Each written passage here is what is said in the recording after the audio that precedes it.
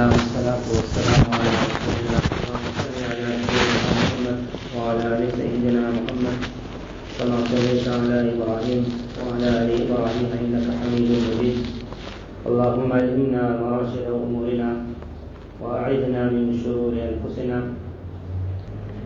When Allah Tabarak Ta'ala created us as the best of all ummah, when Allah Tabarak Ta'ala made the system of this world that the hardest of imtihanat, hardest of tests were going to be put in the end of the world. Rasulullah sallallahu alaihi wasallam, when he came, when he mentioned that one side says that between me and Qiyamah is like this, meaning there's hardly anything left now, this is the end. At the same time he mentioned that from the time of Nabi Adam alayhi salam, Allah did not create a trial, a tribulation as severe as what is known as the fitan of Dajjal.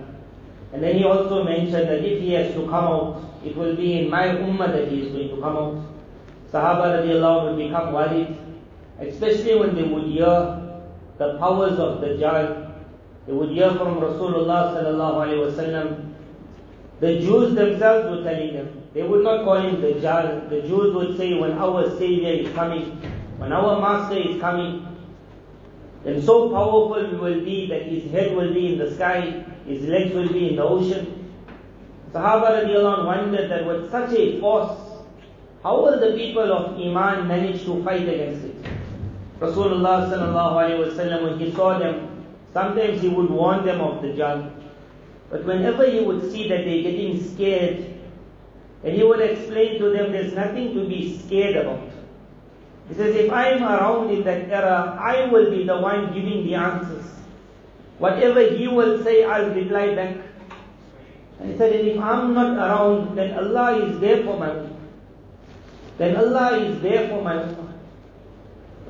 Allah Ta'ala made it that the people at the end of this ummah were going to get the opportunity to wage that battle which even the people at the beginning of this ummah did not wage. Where Allah Ta'ala in Quran spoke about that there is a group which are called Ulaa'ikal Muqarrabun. In Surah Al-Waqiyah, Allah speaks of the people of Jannah. فَأَصْحَابُ الْمَيْمَنَةِ مَا أَصْحَابُ الْمَيْمَنَةِ. That what can I explain to you will be the condition of the people on the right, that's Jannah. Ulama mention why right, meaning they will receive the book of deeds in their right hand, that's one meaning. Then Allah Ta'ala says, and then there will be the people of the left. How can I even describe them? Those that will get their book of deeds in their left, may Allah save us all.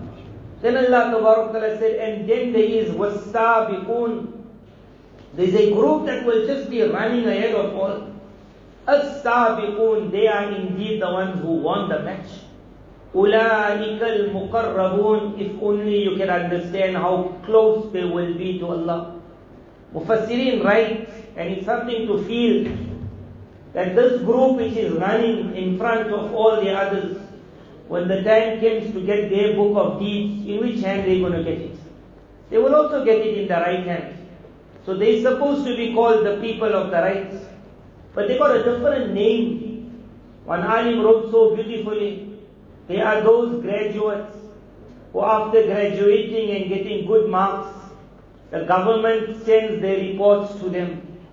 Or the government gives it in their hands. You are Ashabul Yameen, the people of the right, Mubarak, you passed. And then there are that group who pass with such distinctions, marks, that the teacher doesn't give him the report is secondary. They grab him and they hug him, and they say, you were an honor for the school. You will not be allowed to leave the school. Forget taking the report. You will stay here to now teach. Ulaa'ikal muqarrabun. You will become close. He says, those people don't even talk of reports. For them it is the hug. For them is the one kept close. So as soon as we heard that for me and you just to get our book of deeds in the right hand will be like, Allah, this is more than enough. It's supposed to be like that because me and you, we know our condition. We are not the best of the ummah.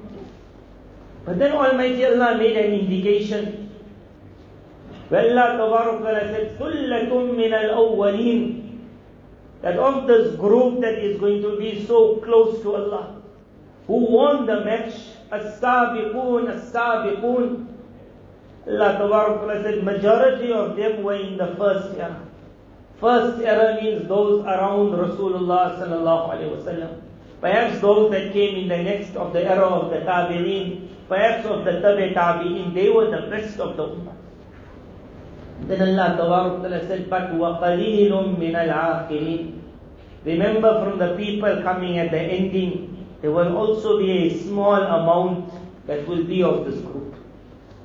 What was the reason to say that? Was to say, if you are from the akhir, if you are from the last of this ummah, then you must also see the door is still not closed. The door is open. And when the door is open, it doesn't harm me and you trying to run towards that door. To be amongst the selected, close servants of Almighty Allah is nothing easy. But if there's a door open, why can't we take that step? How will people get that? When times will become more difficult, then when qualities become more extinct, when goodness is like zero in the world, when modesty is not found anywhere, where a person, you might find a person reading Quran, there's lots, but from the people reading Quran, if you ask one who's clean, you might have one man picking his hand up, I'm still clean. From the people who are in a Darul Ulum, who never smoked, the people, students are lot, everyone will come for the jalsa and say, so many students studying Deen. And then we have to ask all the students, is there one of you who have not looked at a girl with an evil eye? And all the hands will be down. We are living in a time where goodness, piety is extinct, zero. At such a time that one individual, it can be an old person, more important it will be the young person. That is why at the beginning of Surah Al-Kahf, Surah Al-Kahf starts with this fitya. They were a group of youngsters who wanted to be different. They were a group of youngsters who wanted to be different. They were not the children of alims. They were not the children of mashayikh. Their parents were also in the government circles. They were close to the king. They already saw the luxury of the world. Me and you, we lived in luxury. Or we saw luxury. Whatever our financial position is, go around the world, go to war-torn countries, find a person living in a tent, go and see what's happening in the tent. Just here what we have, Cape Town, which is not so far away. You will enter certain houses, it's only one room. In that one room, the sheikh, the great alim of the town, he sleeps on one side of the room. His entire family, could be 7, 8, sleep on the other side of the room. In between, to get some parda, he has put a bookshelf. A bookshelf becomes the parda so that he and his wife can have parda from the children. That one house is their everything. And that is still luxury. For other places in the world, there's no house, there's no roof. We were given it all. But if me and you can think, why can't I become from the people of the cave? A group of youngsters who said, we want to be different.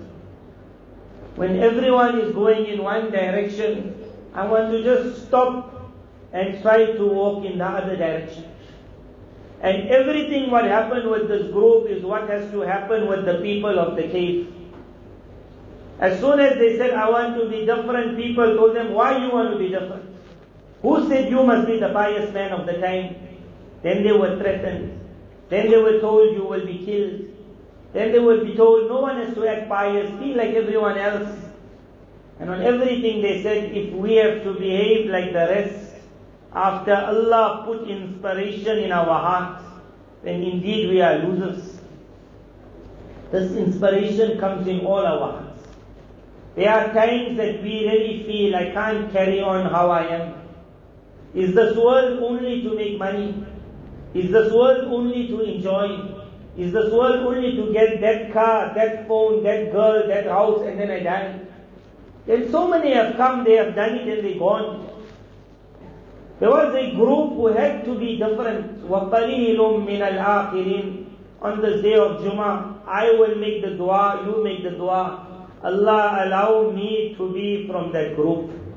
I want to be different. And I want to be from that وَالسَّابِقُونَ السَّابِقُونَ, a group that's winning the race.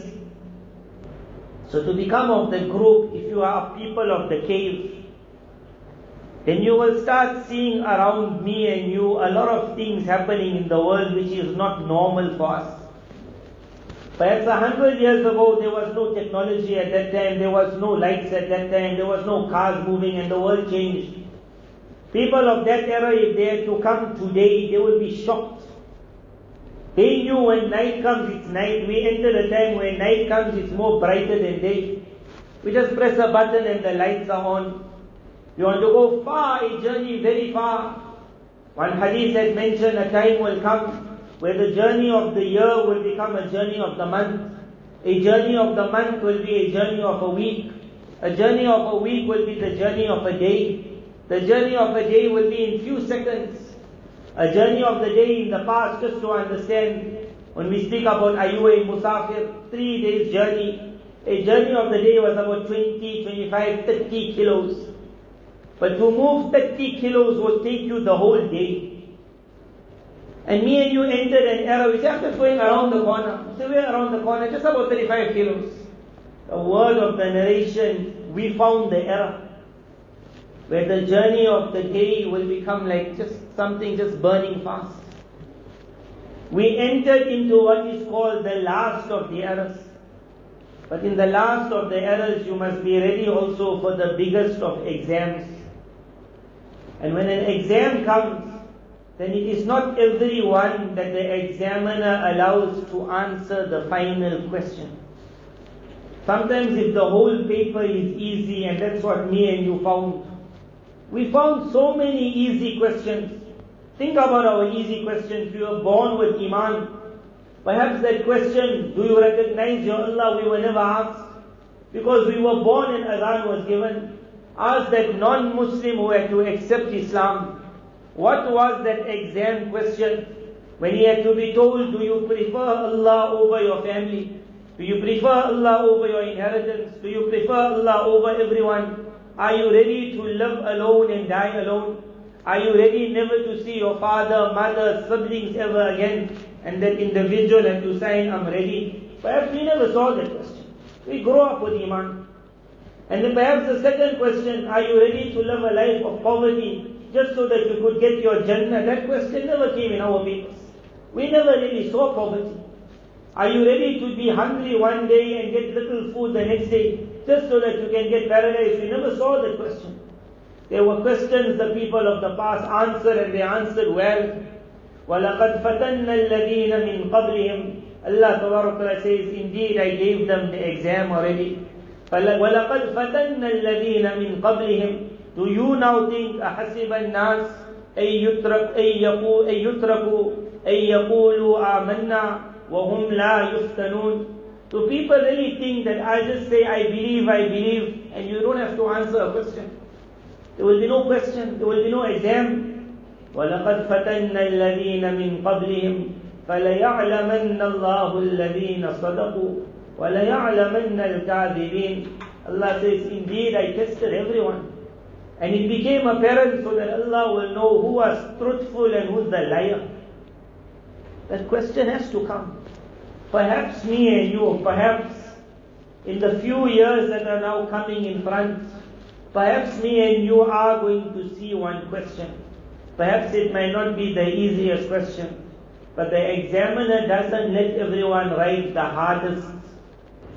There was something that was meant for me and you, that we were going to find an era where all the signs of the hour have already been found. Allah's Nabi Sallallahu Alaihi Wasallam spoke about before the Dajjal, there will be about 3 years of drought. Me and you, we always, when we hear the Dajjal, we get excited, like we think it's like a boxing match. There's no boxing match in this. We hear about the Mahdi, we just think about, hey, the war is going to go. I'm way ready for the war. How many slave girls will I get? It's not going to be anything like that. As the time comes, then very few will stand strong. Allah's Nabi Sallallahu Alaihi Wasallam said 3 droughts before the Dajjal himself.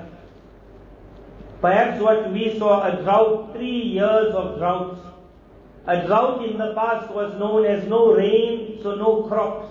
No crops, so no animals. No animals, no food, everyone dies. But that was a village drought. As we move closer to the end of the time, the whole world becomes what is called one village. So if there's a drought, it has to be a drought that hits the entire world. The world in the past never saw something like that. 1 year of drought, the word year in the Arabic language doesn't mean what me and you call January to December. Year normally means a lengthy period.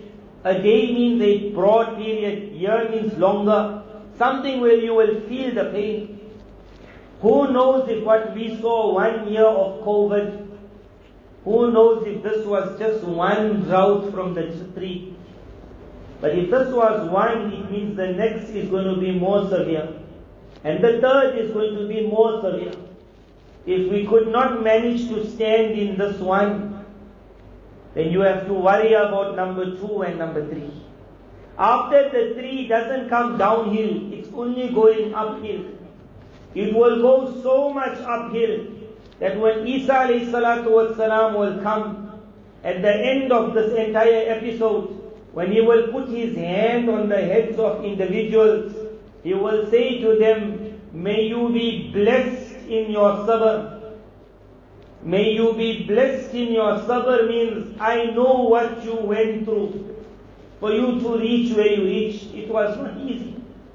The climb is not going to be easy.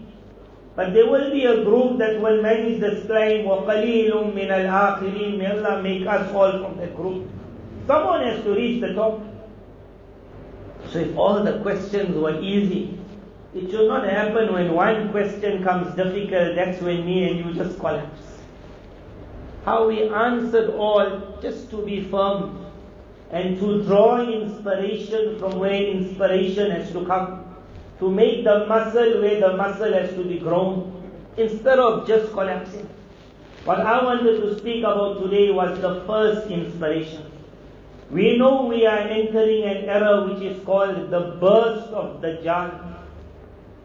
The wildest of eras, the most mad of times, where things will just be going. The wording of the narration is an era where the most tolerant of people will be left confused. يَتْرُكُ الْحَلِيمَ حَيْرَانٍ. The most tolerant of people will just be, I don't know what happened. We just saw one small glimpse of it when businesses collapsed, when debt came in houses, where people never know what to do. Must I put the scarf? Mustn't I put the scarf? Must I go outside? Must I stay inside? Everyone was in confusion. I need the maid in the house. I need the maid. I'm going to die without the maid. And then the husband will say, but if the maid comes, she'll come with the sickness, we'll all die. So do you bring debt or you don't bring debt? I need to go to the business but I'll die. And if I don't go to the business, I'm still going to die. Because where the money will come? Confused. One person is saying, do it that way. The other person is saying, do it this way. Each one is angry with the other. A time where the most tolerant of people also said, I got no answer, what's happening? This is only one. If another has to come, and another has to come, and then it only starts after that where the Dajjal walks on earth.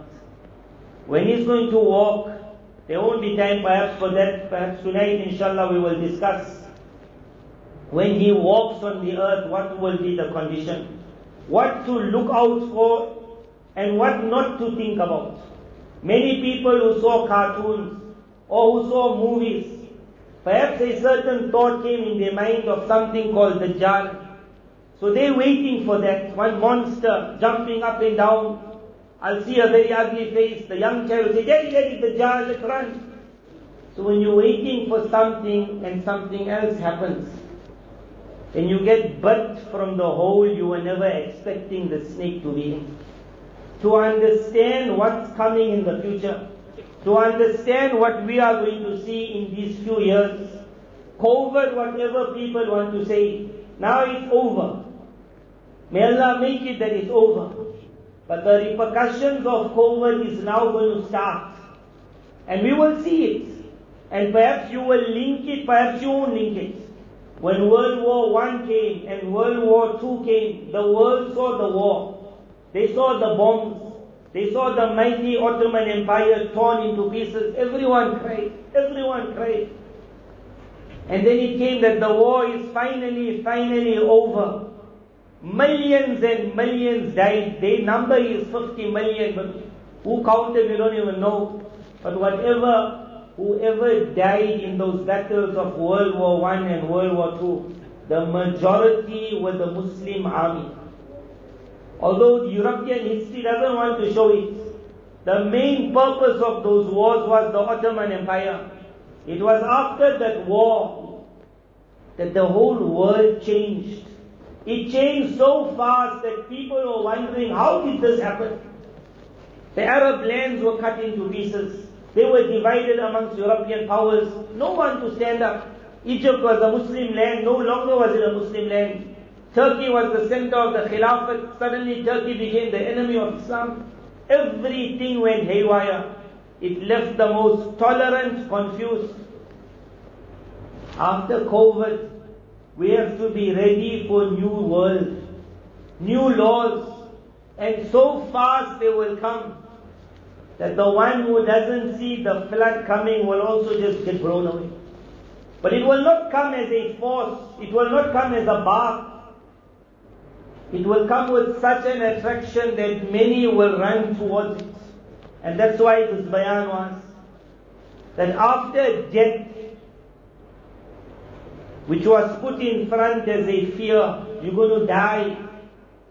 Because man values his life and his wife and his child. After the threat of death, in Arabic there's one sentence they say, خُذْهُ بِالْمَوْتِ حَتَّى يَرْضَى بِالْحُمَّةِ. Grab him with death, then you get very happy to have a fever. What it means, example, you take your father's car for a joyride, and you bang it in a manner that is not going to get repaired after, then don't ever phone your father and say, Daddy, there was an accident. But don't worry, I'm okay, only the car is gone. Because when the time your father comes, you won't be okay after that. He will finish you as though the car never finished you. When you make the phone call, you don't say, I'm okay, the car is gone. Say, Daddy, there was an accident. What happened? It was terrible. So much of blood, so much of this. Father is half crying, are you dead? Are you dead? Daddy, I just survived. Alhamdulillah. Don't worry of the car. You have to learn how to talk. The devil also knows how to talk. Grab with death until they become very happy with fever. COVID grabbed the world with death, with financial problems. You want to ever see another COVID will be the word in the future. Do you want to ever see another COVID? Everyone will say, no way, no COVID. I won't manage it. And then they say, to ensure the world doesn't see another COVID, we'll do this. Subhanallah, accept it. We will do that, accept it. No, as long as death does not knock at my door anymore. As long as COVID doesn't come, whatever you want, I'm ready for it. Grab him with death until he becomes happy with fever. But when this fever comes, this fever will give us wonderful worldly lives. After COVID, the physical world is going to go up and the spiritual world is going to come flying down. After COVID, the physical world is going to go up and the spiritual world is going to come flying down. Technology will make its boost. Scientists will go in overaction to ensure that there is no sickness left in the world, no virus left in the world. Money will be put in universities. Money will be put in scientists. Money will be put in new methods of technology. Currencies will change. Laws will change. Everything will change. May Allah make it as all that change is going. Me and you look at it as the people of the cave. And they said, what is carrying on? And they turned around and they said, rather let's go back to the cave. We will have to find our cave of Iman. Already the word is being given out, one currency for Africa. Already the word is being given out that there must not be anything called boy and girl anymore. It must be one. There must be no one looking at the other bags. You must embrace, you must hug, you are all one world. There must be one type of toilet. The boy must enter the toilet, the girl must enter the toilet. You have to be normal. The way you acting is abnormal. A time is coming when the opposite will be right. And what is right, everyone will look at and say, are you mad? This COVID was just the one blink. And Mubarak to that individual who learns from the first bite. Nabi sallallahu alaihi wasallam said, a believer is never bitten from the same hole 2 times. We got bitten once. When COVID came, it came with such a blast, no one knew what's going on. So whatever had to happen, happened. Everyone went into a wild state, fighting, arguing, accusing. But when the second comes, me and you have to manage it in a better manner. Few minutes I will give you 1 or 2 examples how we will manage it. Death has to ever come in front of us again. If ever it has to come as a virus, if ever there has to be another wave, if it comes, then I will think of the words of my Nabi sallallahu alaihi wasallam. He said, if ever it comes in a small area, then the people of that area, they must not run out. One is they mustn't run away from death. A believer doesn't run away from death. One is he mustn't take it somewhere else and then those people will say, you brought the sickness to us. So he's not a cause of problems. But if it comes in the whole world, then what do you do? That house in which one individual gets sick, your father, whatever the doctors of the world want to say, our Iman will say to them, my Nabi said to me, if I am in the same house where it happens, I must not run out. Ulama have mentioned why. They said if everyone has to run out who's healthy, who's going to look after the sick? Who's going to look after? We were bitten one time from that hole, where that act which a child would never have done, to hand his father over to somebody else and say, that Daddy, I love you, but I'm scared I'm going to die. And he did it. And later on we had to go to those houses and give tasalli. When the person cried, and he said, I don't know if my father died in a park state or in a napark state. I was not there, I couldn't be there. Sometimes he even said, I could be there, but I never wanted to be there. We do not want the tears to come again. We will be different from the whole world. Our attitude will be different. Our manner will be different. When people on top will talk, we will say, you talk for the rest. Because above you, we already have someone who spoke to us already. The one on top, you talk for the rest. Because above you, we have the one who spoke for us already. We got Allah and we got the Rasul of Allah. We got guidelines in everything. We are strong in faith, we are strong in body. We will walk and we expect that it is going to get harder. When my Nabi told me of Dajjal, he never say like how the father told his child, watch out for the boogeyman. And then the child runs under the blanket and he's scared. When Allah's Nabi spoke to me and you about Dajjal, he never speak to tell us be scared. He said be prepared. He never meant be scared, he meant be prepared. So understand who your enemy is and walk towards your enemy. Take your power, don't run from the battle, walk through the battle. This is Surah Al-Kahf. I wanted to mention a few pages from it, but there is no time, inshallah. Perhaps tonight we will discuss. Me and you all know Surah Kahf. We heard about it when we were small. We heard about the ahadith. That so strong and mighty the surah is, the individual who will recite it on a Friday, even if he finds Dajjal in front of him, he will not harm him. The hadith mentions if he finds the fire of Dajjal, and he recites Surah Kahf, even 10 verses, as the fire became cool for Ibrahim alayhi salam, the fire of the Dajjal will become cool for him. We heard about 10 verses, first 10, middle 10, end 10. We heard of the whole surah. It will create a barrier around you. You read the whole surah, it will go to the skies surrounding you. For one entire week you are protected. If we are moving in that direction, it is time to come back to our powers. Hold on to the surah from now till that day, and you will see where everyone else will submit. With the barakah of the surah, there's no time to explain it. I'll give you one dream. One alim in a dream saw that the Dajjal was walking towards him. And many people were standing with him. Many. But as the Dajjal came closer, all fell in sajda. Falling in sajda means they all submitted to whatever he wanted. The alim never want to submit. But looking at the power of the Dajjal is wondering, how will me one person fight against the shaitan? As coming closer, he started getting scared, and inspiration came in his mind. What about Surah Kahf? May Allah give me and you that inspiration. He began reading it, and he saw the Dajjal in front of him falling to the ground. Everyone else submitted to the barakah of the surah. He did not submit. The evil had to submit. It will be this Mubarak surah. It will be our Mubarak Quran, our Mubarak Deen. May Allah make it that it makes me and you the unique people of this era.